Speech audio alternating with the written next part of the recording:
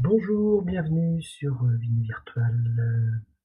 C'est Benoît Roumet qui vous parle. On est ensemble pour quelques instants afin que l'on vous explique comment prendre et accepter des rendez-vous sur Vie Virtuelle Vin et Spiritueux Bio. On vous remercie tout d'abord d'être présent avec nous pour cette édition. On rentre tout de suite dans le vif du sujet en allant en haut à gauche sur le site vinovirtual.online sur la page d'accueil sur Accès Salon. On clique et on arrive sur une page qui vous demande l'email avec lequel vous êtes connecté la première fois. On se connecte et on arrive sur cette page. Donc c'est ici que tout va se passer avec la prise de rendez-vous et également les rendez-vous lors du salon.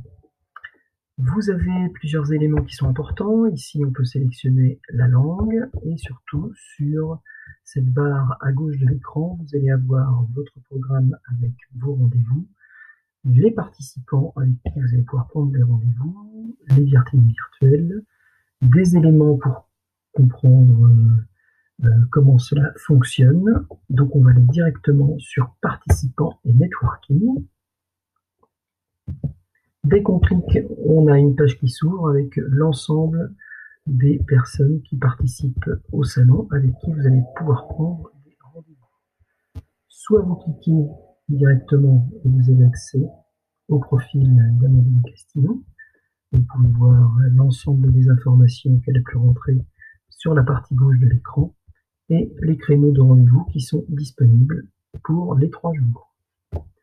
Vous pouvez également utiliser le système de filtre qui vous permet tout d'abord de rechercher un type de participant en acheteur ou en bailleur, langue française, langue anglaise. Nous allons aller sur langue française. Vous pouvez par exemple sélectionner le pays. Donc là, on va sélectionner la France. Le type d'entreprise, on va dire que l'on recherche des cavistes. Et puis, vous avez différents types de filtres que vous pouvez activer ou non. On fait rechercher.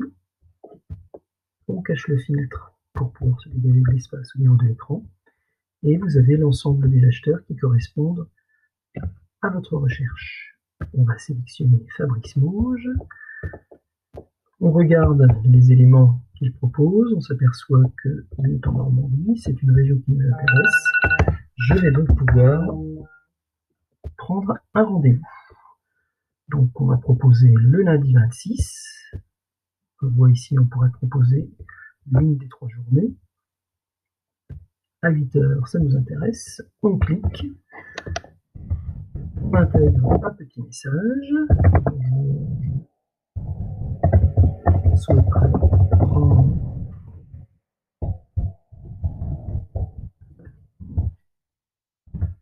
et on envoie la requête. On a un message comme quoi la demande de réunion a été envoyée et nous aurons un email pour avoir la réponse de Fabrice Mauge. On s'aperçoit ici que le créneau a été mis en blanc. Ça vous permet d'éviter de demander 2 rendez-vous à la même heure. On s'aperçoit ici aussi que sur programme, quand on va dans réunion, nous avons en attente rencontre avec Fabrice Mauge, Vino Virtuel importe. Comment vont se présenter les mails? Eh bien, on va sur sa boîte mail et on s'aperçoit qu'on a un message de Vino Virtuel pour dire que le meeting a bien été confirmé avec les éléments que nous avons demandés. Le meeting peut également être refusé, ce que vous pourrez faire, ce qu'on ira voir tout à l'heure. Dans ce cas-là, vous allez avoir un message, votre demande, your meeting has been declined. Donc, tout ça, c'est très très simple et on aura des raisons de rejeter. C'est ce que vous aurez aussi vous, parce que ça va fonctionner dans l'autre sens. On le voit ici avec une demande de rendez-vous. Voilà. You have a new meeting request. On descend. On aurait le nom de la personne, le détail du meeting, et si on clique ici, on va avoir les éléments qui vont permettre soit de rejeter, soit de valider. Donc vous le voyez, c'est très très simple et ça va vous permettre, d'un côté comme de l'autre, de préparer votre semaine.